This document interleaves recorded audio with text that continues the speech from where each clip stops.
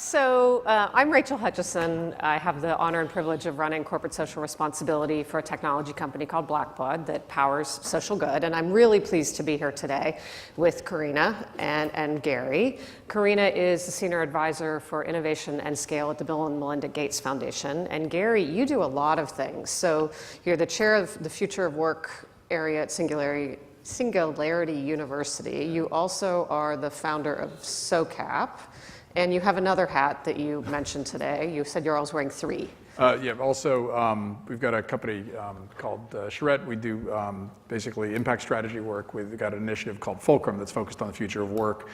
And then we've got a software company that builds career tools, built off of a book called What Color is Your Parachute? Which was written by? Which was written by my father 43 years ago. Yes, I think I definitely had that book in my bookshelf when I was younger. So we're here today to talk about this little tiny topic called the future of work. So this topic is huge. And earlier today, a number of us were around the table at a lunch talking about the future of work. And it was immediately clear that it can go in so many different directions because there are so many different components to it. We decided we would scope this topic down for this 20 minutes to be about skills, brand, and space, because it's impossible for us to tackle everything.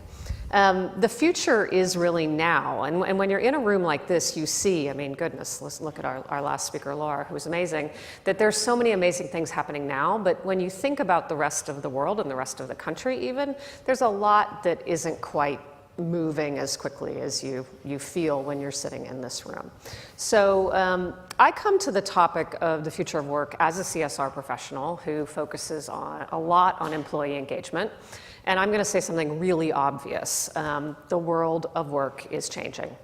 And the way I look at it from my profession is that unlike how it used to be when I started at work, people don't leave who they are in the car. They don't drive up to work and step out of their car in the parking lot and walk in and just become that professional, that worker who's doing a job. They walk into work bringing their whole selves. And this is fundamentally different. They're seeking something both as an employee and as a person that's really intertwined. At the same time, the companies that they're walking into, the roles that they're walking into, a lot of those are different too. So we're going to talk about that intersection of the individual and how the individual is seeking something different, and how the company is looking for something different, but also has to be prepared for them, and how they kind of meet in the middle. So we wanted to start by talking a little bit about purpose. So I know I've seen it throughout my career that people didn't used to even use that word. I mean, now it's everywhere. So you two are both experts and work in the area of future of work. Let's start with purpose. So Carina, what are your thoughts about, what are you seeing around that in the workplace? Yeah. So literally I was on a train last week in New York City. I was in Newark and I was getting on the airplane and there was a guy sitting across from me. And the name of the book that he was reading was Bringing Your Whole Self to Work. Oh, so really? Should you want an exploration on that, there's actually a book on that. I really appreciate the conversation around purpose and passion next to the future of work, because I think we can hear all the AI stories and get nervous about it, and only in California can we talk about purpose and passion. And I think Laura was a great example of purpose and passion. I've spent my whole life working in the social sector and public sector, and so I have had the incredible benefit, but I've had to find my own way in that purpose and passion. And working at the Gates Foundation, I know that I work at one of the most purposeful places in the world, and that it's a privilege to be able to follow your purpose and passion. And I know that when I went to an unnamed college growing up, I was not actually exposed to when people graduated, you became a lawyer, a doctor, or this will give away where I went to school, you worked for the CIA. And so for someone like me who wanted to go into education, there wasn't a space for that. And I think the good news is that a lot of studies of millennials right now, and there's a book written by Aaron Hurst called The Purpose Economy, some of you may have seen, that where he talks about moving from an agrarian economy to an industrial economy to an information economy, and the new one being around purpose. And I really do find that in one of the studies, I think it was Deloitte just did a study of millennials. They interviewed 10,000 millennials across the world. And there were two interesting findings that I think make the moment right for thinking about purpose and passion. One was that they felt that employers were out of line with what their values were. But the second one was that employers or business leaders were having more impact than politicians and religious leaders. So room to grow on all fronts. But I think that increasingly purpose and passion, fortunately, is more important. And I think Laura was an example, and I was just talking to a young woman, Paola, she's here right there, at lunch. And she was working, I'm going to tell your story, she was working at Prezi and having a great time there, but decided she wanted to do something with purpose and passion. And I think her story and her journey is typical of a lot of young people. So Gary, you talk about people seeking roles at companies that have organizational responsibility. What do you mean by that? So what we know from over 4 decades with our work with people that are going through career transitions is that engagement with work sort of runs this spectrum from mild disinterest all the way through to feeling it's your mission in life. And so purpose and meaning are very much on the end of the spectrum that help people to be driven to continually go solve new problems. And in the past, whether or not you got a lot of that satisfaction from your work was basically built on whether or not, just how motivated you were as an individual. And what we're seeing increasingly, you talk about millennials, but I think sort of across the board, people are getting the memo that in the past, work that just sort of delivered money on the table and put a roof over your head, what is going to keep us ahead of the robots and software is being driven by purpose. And so organizations are starting to understand that they need to be driven by other motivations than just meeting the needs of shareholders and become much more authentic platforms for driving a lot of that human energy. So take that into the skill question, because that's often a question that comes up in the future of work. So what kind of skills do people actually need today and in the future to be successful? So I wrote a long piece on sort of what I call unbundling higher education and talked about the dynamics of this shift from an industrial era model to what I call the digital work economy. And we had this old model of you need a whole bunch of information, special knowledges sort of stuffed into your head early on so that you can then amortize that over the rest of your career, where you would be mostly using more transferable skills that could be used in a range of different areas. And obviously what we've seen is that as we get more and more just-in-time learning and we all have the world's information at our fingertips in these digital distraction devices, what we've got is actually a need to shift towards looking at these transferable skills. If you just Google transferable skills, they're often called soft skills, but basically there are 4 that keep coming up in our research. The first is that people are the reason we pay people, the reason you're paid as a worker is to solve problems. So we need problem solvers who are adaptive because the world is going to continually change. Need to be creative because that's another thing that's going to keep us ahead of robots and software. And need to be entrepreneurial. That doesn't mean entrepreneurs, although in many cases that's wonderful if you go start a company, but it means entrepreneurial thinking where you own the problem. So problem solvers who are adaptive, creative, and entrepreneurial, that just happens to spell pace. And I talk a lot about the pace of change as being the major issue that so many workers today are going to have to continually be more adaptive for. So Carina, you look at this from the perspective of brand. So what do you mean by that? Yeah, I think of all the skills that Gary talked about. I sometimes call them VUCA skills. I think about the world as being volatile, uncertain, complex, and adaptable. And the kinds of skills that Gary described are the kinds of things you need. The Institute for the Future just released a report on future skills, and it described a set of skills in a very, very different way.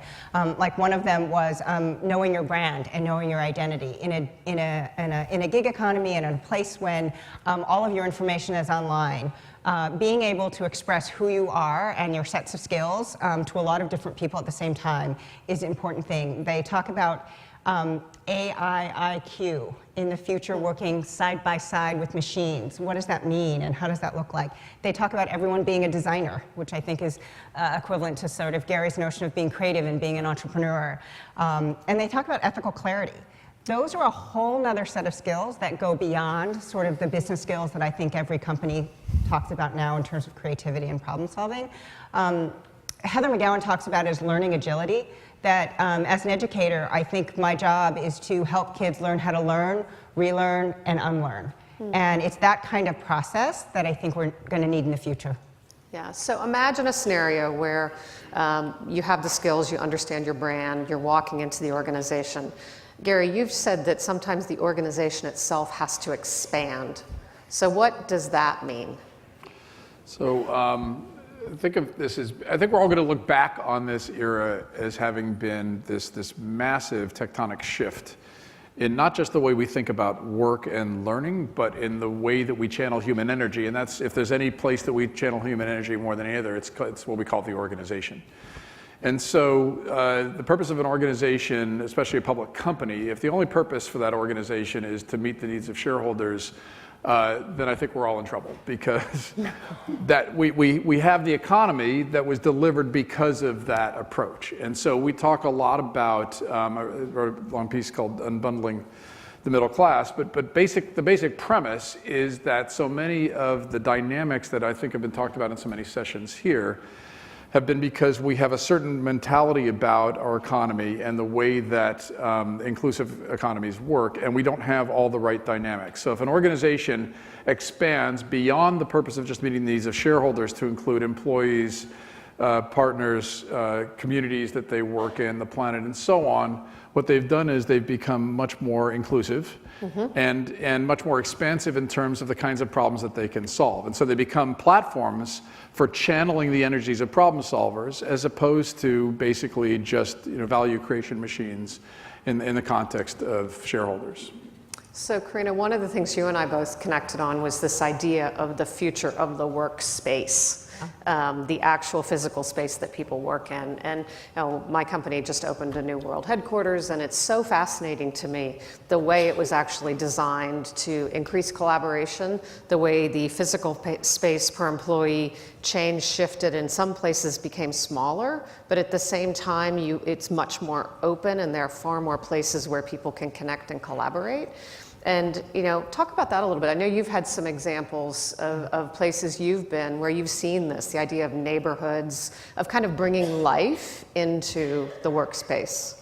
We're going through this at the Gates Foundation right now. Several floors are being closed, and they did some prototyping. But one of the most eloquent speakers I've heard about this is Mark Levy, who used to be the chief, experience officer, I can't remember his exact title, at Airbnb, where their tagline is something like belong everywhere. And he redesigned talent management. And so things that you wouldn't think would be in talent management, like food services, became under his line, because that was about the employee experience, and created these standing landings where you had a place to hang your backpack and your laptop and your other things, but then there were neighborhoods within, but you had to create the neighborhoods because everyone couldn't be roaming around the offices. And he talks about the office in Ireland. The entry point looks like an Irish pub.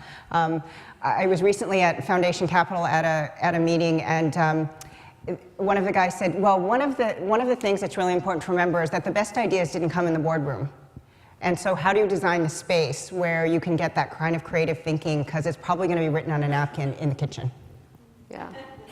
Yeah, that's fascinating. So Gary, you made an observation, and this kind of takes us into our final kind of topic for today, which is about diversity and inclusion and equity. That what if the people who are designing this space and reimagining kind of the people part of the organization don't represent the very people you're trying to include? Right. How do you think about that? So I think all the research that is focused on high-performing teams, high-performing organizations is starting to sort of coalesce around some of the same sort of tenets. The first is that diversity of thinking creates the highest performing teams.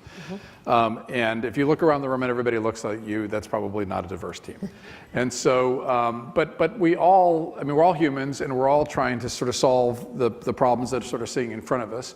And we all build off of the processes that we learned to come and do the work that we do. And so in many cases, the average manager, for instance, when a manager goes to try to create a job description or think of the kinds of work that somebody's going to fill a slot to do, unfortunately what we're doing is we're actually building off of an old construct that kind of looks like an industrial era process. And instead we step back and say, well, wait a minute, what are the kinds of problems that we're trying to solve? And what kind of problem solver would actually solve that well? And by the way, I've got all these other problem solvers that are working with me and are really good at hopefully solving problems. And let's have them actually focus on the problem of what other problem solvers do we need, and what are the kinds of problems that we are going to continually solve as a team on an ongoing basis. And then the manager's role changes completely. You go from the top down, command and control, that whole model comes from literally the Prussian era army, to you're actually a Sherpa for the talents of the problem solvers that work with you. And so inclusion is simply the inevitable result of that kind of process of opening up your thinking and realizing that only by having a diverse set of problem solvers will you be able to solve the problems of tomorrow. And then we simply need to continually apply the research and the analytics that prove to the people who are the laggards in understanding that they will get higher performing organizations by having that kind of mentality. It's simple. Really simple. Yeah. Absolutely done. Just So, Carina, final thoughts? I think the person from Airbnb that spoke, not Airbnb, from eBay that spoke on the first day spoke so eloquently about inclusion and the metaphor of a dance. The thing that I would add to that is there's two books that I recently read that I thought were worth it if you're interested in this topic. One is The Weapons of Math Destruction by Cathy O'Neill. She does criticize the Gates Foundation in the first few paragraphs, but read on, it gets very good. And Automating Inequality by Virginia Eubanks is another good book. But the thing that I think is most important is that we were just talking about skills, and I think one thing that is forgotten in terms of the conversation about equity is social capital. You are in this room because you have social capital. I can email almost anyone in the world with my email address because of a set of social capital. What would happen if we shared that social capital with other people who need more of it? And to me, that is at the heart of the equity issue. Julia Freeland-Fisher at the Christensen Institute is writing a book on social capital and how do we do that in education. If you think about Harvard and their 600-year-old curriculum, that's not worth much. What they're making money off of is the social capital. So in order to solve the equity problem, we have to address the issues of social capital. So I know that the Social Innovation Summit leaders and Landmark are really interested in the future of work, and I know we're going to be talking about it and hearing a lot more about it, but thank you all for listening to us today.